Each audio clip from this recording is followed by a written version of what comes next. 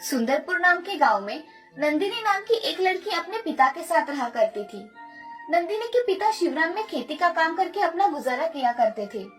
नंदिनी छोटी थी तभी उसकी माँ चल बसी थी। तब से शिवराम उसकी अच्छी तरह से देखभाल किया करता था। उसकी हर ख्वाहिश पूरी करने की शिवराम की इच्छा थी। एक दिन गांव में चोर घुस आए थे। वो लोगों के घरों में जाकर जेवर पैसे आदि लूटा करते थे। एक दिन रात को चोर शिवराम के घर पर आए। वो दबे पांव अंदर आ रहे थे, तभी आवाज आने के कारण नंदिनी की नींद खुल गई और नंदिनी उन्हें सिर्फ देख रही थी। चोर घर का सामान इधर से उधर फेंक रहे थे। उन्होंने पैसे और कुछ जवाहरात जमा किए और वो भागने लगे। तभी नंदिनी ने जोर से चिल्लाई, चोर चोर, पकड़ो पकड़ो। उसकी आवाज सुन शिवराम नींद से उठ जाता है। तभी उसे उसके घर में चोर दिखाई देते हैं। वो जल्दी जल्दी में जोर जोर से पड़ोसियों को आवाज देता है, चोर चोर पकड़ो, हमारे घर में चोर है। शिवराम की आवाज सुन सभी पड़ोसी नींद से उठ जाते हैं। ये सब देख चोर सब सामान लेकर घर के पिछले वाले दरवाजे से भाग जाते हैं। उनका शिवराम पीछा करता है, मगर वो चोर शिवराम को एक पत्थर उठाकर मारते हैं। वो पत्थर शिवराम के सर पर लगने की वजह से शिवराम वहीं बेहोश पड़ जाता है। ये देख नंदिनी वहाँ चिल्लाते हुए आती है। तभी सभी चोर वहाँ से भाग गए थे। अब पड़ोसी आकर शिवराम को अस्पताल में लेकर चले जाते हैं। शिवराम को सर पर लगने की वजह से गहरी चोट आई थी। शिवराम दवाइयाँ लेकर पुलिस स्टेशन में चोरी की कंप्लेंट करने के लिए जाता है। शिवराम पुलिस से, नमस्ते साहब। नमस्ते, तुम्हारे सर को क्या लगा है? साहब, मेरे घर पर चोरी हुई है। उसी चोरों ने मुझे पत्थर मारकर जख्मी किया है। मेरी कंप्लेंट लिखवा लीजिए साहब। ठीक है, मगर तुमने चोरों का चेहरा देखा है क्या? नहीं साहब, इतनी रात में मैं उनके चेहरे ठीक से नहीं पहचान पाया। ठीक है, जैसे ही हमें पता लगता है हम तुम्हारा सारा सामान ला देंगे। तुम्हारी कंप्लेंट लिखवा दो। ऐसा कहकर पुलिस कंप्लेंट लिखवाकर अपना काम करने चले जाते हैं। शिवराम अपनी कंप्लेंट लिखवाकर घर चला आता है। घर आते ही नंदिनी बहुत रोने लगी और उसके पिताजी से, पिताजी, उन चोरों का कुछ पता चला? उन्हें कब पकड़ने वाले हैं? नंदिनी बेटा, मैंने पुलिस स्टेशन में जाकर कंप्लेंट की है। पुलिस वाले अब चोरों को पकड़ने ही वाले होंगे। जब पुलिस वाले उनको पकड़ेंगे तो हमें कॉल करके बताएंगे। ऐसा कहकर शिवराम अपने कमरे में आराम करने चला जाता है। अब नंदिनी को पता चलता है कि चोर अभी तक पकड़े नहीं गए थे। ऐसे ही बहुत दिन बीत जाते हैं, मगर चोरों का कुछ पता ही नहीं चलता। इसीलिए नंदिनी शिवराम से, पिताजी, वो चोर कब पकड़े जाएंगे? मुझे नहीं लगता बेटी कि अब वो चोर पकड़े जाएंगे, क्योंकि अब तक पुलिस वालों ने उन्हें पकड़ लिया होता और अभी तक पुलिस वालों का कोई फोन भी नहीं आया। इसका मतलब पुलिस वालों ने उन्हें नहीं पकड़ा? पुलिस के हाथों वो चोर लगे ही नहीं, वो भाग गए होंगे बेटी। पिताजी, मैं बड़ी बनकर पुलिस अफसर बनूंगी। हाँ मेरी बच्ची, तुम बड़ी बनकर पुलिस अफसर बनना। हाँ पिताजी, मैं पुलिस बनकर चोरों को पकड़ूंगी और उन्हें सजा दूंगी। मैं तुम्हें पुलिस अफसर जरूर बनाऊंगा मेरी बच्ची। ऐसा कहकर शिवराम अपना काम करने चला जाता है।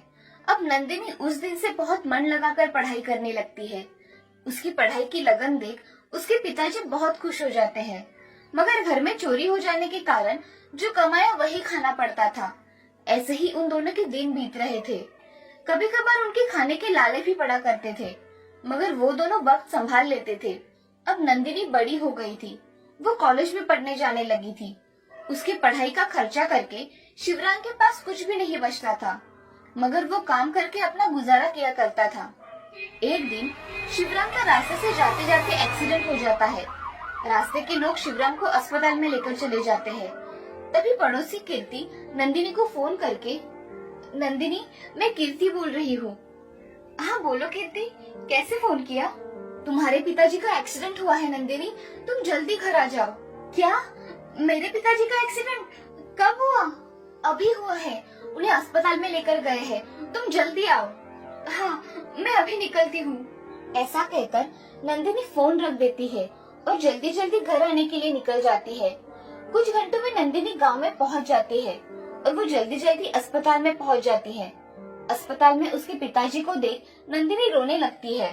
क्या हुआ है पिताजी आपको? ऐसे कैसे हुआ? आप उठिए ना।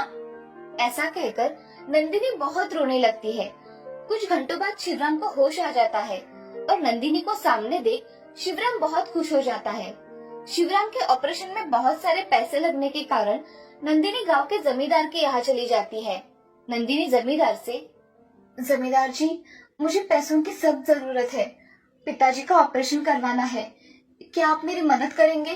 कितने रुपए चाहिए तुम्हें ऑपरेशन के लिए? मुझे 50,000 रुपए चाहिए जमींदार जी। मैं आपके पैसे थोड़े थोड़े करके चुकते कर दूंगी। मैं तुम पर भरोसा करके तुम्हें पैसे दे रहा हूँ। मैं आपके पैसे जल्द ही चुका दूंगी। आपने मेरी मदद की, इसीलिए मैं आपकी जिंदगी भर ऋणी रहूंगी।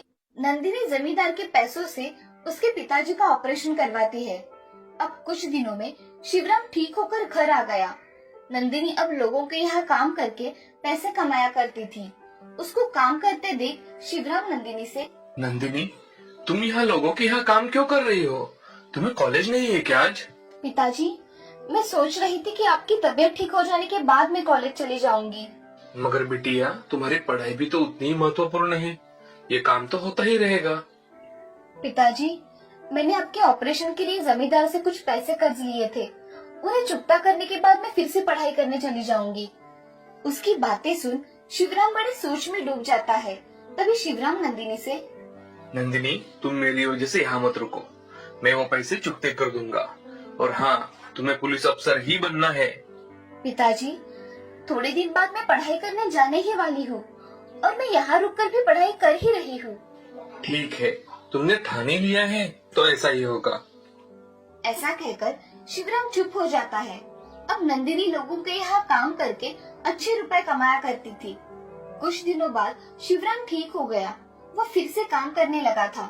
ये देख नंदिनी बहुत खुश हो गई और दोनों बाप बेटी ने जमींदार का कर्जा सिर्फ 6 महीने में चुकता कर दिया। अब नंदिनी कुछ दिनों बाद फिर से पढ़ाई करने कॉलेज चली जाती है। वहाँ वो पुलिस अफसर बनने की तैयारी भी कर लेती है। अब ऐसे ही दिन बीत रहे थे। कुछ दिनों बाद नंदिनी के पेपर हो गए। नंदिनी अच्छे गुणों से पास हुई थी और उसका कॉम्पिटिटिव एग्जाम में नंदिनी प्रथम क्रमांक से पास हुई थी। ये देख शिवराम बहुत खुश हो गया था। कुछ दिनों बाद पुलिस का सिलेक्शन हुआ। उसमें मैदानी परीक्षा में नंदिनी पात्र हुई और उसे पुलिस अफसर की पोस्ट मिल गई। नंदिनी अपने पिताजी से, पिताजी, मैं आज पुलिस अफसर बन गई। मेरा सपना आज सच हो गया। बेटी, तुमने मेरा सपना आज सच कर दिया। मैं बहुत खुश हूँ तुम्हारे लिए। ऐसा कहकर शिवराम के आंखों में आंसू आ गए थे। उसकी बेटी आज पुलिस अफसर जो बनी थी। नंदिनी उस शहर की सबसे होनहार और होशियार पुलिस अफसर थी, जो हर बुरे काम रोका करती थी और गुनहगारों को सजा देती थी। शिवराम भी अपनी बेटी के साथ खुशी खुशी अपनी आगे की जिंदगी व्यतीत करने लगा था। आज शिवराम की मेहनत रंग लाई थी। उसके कष्टों का फल आज उसे मिला था। इस कहानी से हमें ये सीख मिलती है कि जिंदगी में हमेशा कठिन परिस्थिति का डटकर सामना करना चाहिए। हर बुरे समय के बाद अच्छा समय भी आता है। कठिन समय में धैर्य से काम लेना चाहिए और अथक परिश्रम करने चाहिए। एक छोटे गांव में प्रिया, मीरा, राधा नाम की 3 बहनें अपने माता पिता के साथ रहती थी। प्रिया और मीरा दिखने में बहुत खूबसूरत थी और राधा दिखने में साधारण थी। तीनों के अलग अलग विचार थे। उनमें से एक मीरा, जिसे स्कूल में जाना बिल्कुल अच्छा नहीं लगता था। मैगजीन पढ़ना और बड़े बड़े सपने देखना उसे पसंद था। दूसरी थी प्रिया, जिसे स्कूल जाना बहुत पसंद था, लेकिन सिर्फ अपने दोस्तों से मिलने के लिए। मजाक मस्ती, घूमना फिरना, पार्टी, ये सब उसे बहुत पसंद था। तीसरी थी राधा, जिसे स्कूल जाना, पढ़ाई करना, माँ की सहायता करना, दूसरों की हमेशा मदद करना पसंद था। एक दिन माँ मीरा से, मीरा, यहाँ जरा मेरी मदद करो। नहीं माँ, तुम्हें तो पता है ना, मेरा जन्म छोटे मोटे काम करने के लिए नहीं हुआ है। और अभी तो मैं मैगजीन पढ़ रही हूँ। अरे कभी तो मदद कर दिया करो। आज नहीं तो कल शादी के बाद सबको काम करना ही पड़ता है। क्या शादी के बाद माँ? मैं तो ऐसे इंसान से शादी करूंगी जो बहुत ही ज्यादा अमीर हो, जैसे कि मैगजीन में दिखाते हैं। फिर तो मेरे घर में नौकर चाकर होंगे, तो मुझे कोई काम करने की जरूरत ही नहीं होगी और मैं अपनी लाइफ अपने तरीके से जी पाऊंगी। फिर भी बेटा, कभी कभी काम किया करो। माँ बस भी करो अभी। माँ, मेरे लिए आप बहुत अमीर लड़का चुनना, ताकि मुझे कोई काम ना करना पड़े। मीरा वहाँ से चली जाती है और शादी की बात सुनते ही प्रिया अपने माँ के पास आकर, माँ, आप मेरे लिए ना बहुत ही हैंडसम, ऊंचा और जो मेरी हर ख्वाहिश पूरी करेगा ऐसा लड़का ढूंढना। हाँ, तुम्हें भी अच्छा लड़का ही ढूंढ लूंगी, लेकिन काम में हाथ मत लगाना। तुम दोनों की दोनों एक जैसे ही हो, ना पढ़ाई में अव्वल और ना काम में। तुम दोनों को तो सिर्फ मैगजीन, मूवी जाना इतना ही पता है। तभी माँ को गुस्सा आता देखकर प्रिया वहाँ से चली जाती है और राधा वहाँ पहुँचती है। माँ, क्या मैं आपकी कोई मदद कर दूं? अरे नहीं बेटा, तुम बहुत थक चुकी होगी, तुम आराम करो। तुम अपने बहनों जैसी थोड़ी ना हो, जो दिन भर मजाक मस्ती, सोना उठना, मन चाहा करना। तू तो हमेशा कुछ ना कुछ करती रहती है। अभी अभी तो आई है, थोड़ी देर बात कर लेना। माँ, मैं इतना काम पूरा कर लेती हूँ और फिर आराम कर लूंगी। राधा और माँ अपना काम पूरा कर अपने अपने कमरे में चले जाते हैं। कुछ दिनों बाद उनके पिताजी की हार्ट अटैक से मौत हो जाती है। अब तीनों बहनें अनाथ हो चुकी थी। वो बहुत परेशानियों से गुजर रही थी। कुछ दिनों बाद एक बूढ़ी माँ उनके यहाँ आती है और उन सबको उनके मनपसंद लड़कों से मिलवाती है।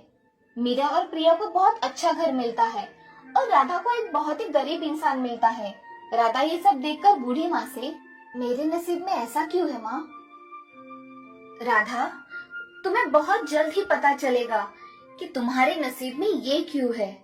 शादी के बाद मीरा का अच्छे अच्छे कपड़े पहनना, गहने पहनना, बड़े बड़े होटल्स में रहना, ये सब चल रहा था। तो दूसरी ओर प्रिया पार्टीज करना, मूवी जाना, अपने दोस्तों के साथ घूमने जाना, ये तो और जोरों से चल रहा था। तीसरी ओर राधा अपने पति के साथ बहुत मेहनत कर रही थी। 2-3 साल बाद मीरा रोते हुए प्रिया को फोन लगाती है और उसे मदद मांगने लगती है। प्रिया, देखो ना, मुझे लगता था कि पैसा ही सब कुछ होता है, लेकिन आज हमारे घर पुलिस आई थी। मेरे पति ने बैंक में बहुत बड़ा फ्रॉड किया है और इसीलिए पुलिस ने हमारी सारी प्रॉपर्टी जब्त कर ली। दीदी, मैं खुद आपको फोन करने वाली थी। आज तक मुझे भी लगता था हैंडसम पति हो और मूवी देखना, पार्टीज करना मतलब जिंदगी की सारी खुशियां बटोरना है, लेकिन ये सिर्फ शान और शौकत की चीज है। मेरा पति मुझे 1 महीने पहले ही छोड़कर दूसरी लड़की के पास चला गया है। 1 महीने से मैं बहुत ही ज्यादा टेंशन में हूँ, लेकिन मुझे समझ नहीं आ रहा था कि मैं क्या करूँ। फोन पर बातें करते वक्त उन्हें अपनी माँ की बातें याद आती है, क्योंकि उनकी माँ उन्हें हमेशा बताती थी कि जिंदगी में कुछ न कुछ काम करो। अब दोनों बहनें मिलकर राधा के पास जाने का फैसला करती है। दोनों राधा के यहाँ जाती है और देखती है राधा अब बहुत ही बड़े घर में अपने पति और बच्चे के साथ खुशी खुशी रह रही थी। मीरा दीदी, प्रिया दीदी, आप दोनों एक साथ आइए। बहुत अच्छा किया जो आप यहाँ आई। बहुत साल बीत गए, हम सब मिल ही नहीं पाए थे। अब मीरा और प्रिया दोनों ही राधा को अपनी अपनी कहानी बताना शुरू करती है। राधा सब सुन लेती है और राधा अपनी बहनों से, दीदी, जो हुआ सो हुआ। अब आप लोग माँ के बताए हुए रास्ते पर चलने की कोशिश कीजिए, मेहनत कीजिए, काम कीजिए और अपनी जिंदगी बदलने की कोशिश कीजिए। मीरा और प्रिया दोनों भी अपनी छोटी बहन राधा के बताए हुए रास्ते पर चलने के लिए तैयार होते हैं और राधा के साथ खुशी खुशी रहने लगते हैं। इस कहानी से हमें ये सीख मिलती है कि ऊपर से सुंदर दिखने वाली हर चीज अच्छी ही होती है ऐसा नहीं होता। इसीलिए मेहनत करना बहुत जरूरी है।